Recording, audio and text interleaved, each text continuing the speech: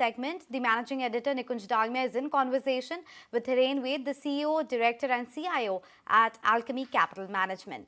Here's a slice of the conversation. But hold on, sit back. Markets are trading way above their long-term averages, and if you bought at these long-term averages, you're not going to make money. I disagree, Nikunj. I think what I have learned is that you need to first understand the circumstances and decide whether market should trade below averages or above averages. It doesn't trade at average. An average is just a statistical number.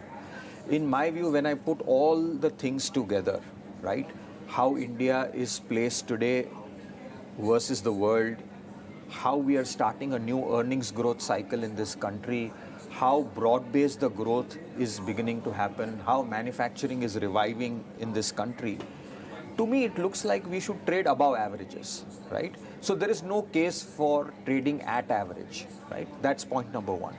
Point number two is that I think most analysts, sell-side houses, brokerages get too caught up with the near-term numbers, right? If you look at Q1, yes, we had strong top-line growth because of inflation and everybody took price hikes. But there was a 450 basis point knock on EBITDA margins if you take the financials out, right, on a year-on-year basis. And Q-on-Q, I think if my memory serves right, it was about 280 basis points of EBITDA margin shrinkage.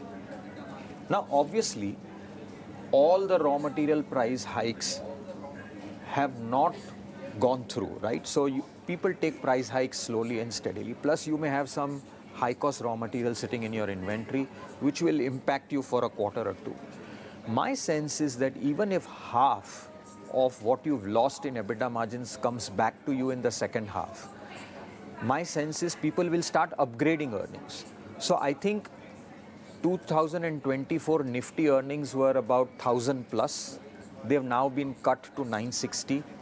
I won't be surprised, Nikunj, if at the same time, 6 months down the line, 2 quarters down the line, this number will go back about 1,000. We started the year on an optimistic note, then came the war and inflation, earnings were brought down, but your view is that second half the earnings would be plowed back again, it could be above 1,000. I think so, because already And commodity... we're talking about FY23, we're not talking about FY24. I'm not even going to 24, right? I think some of that will come back in the second half of 23, some of that will come back next year, because you will have a high base of higher raw material cost this year.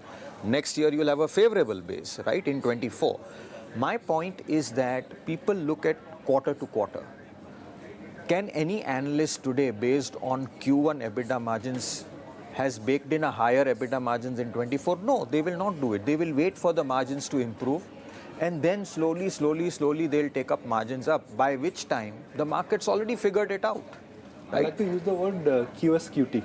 We use in Bollywood QSQT, now in markets also quarter se quarter tak.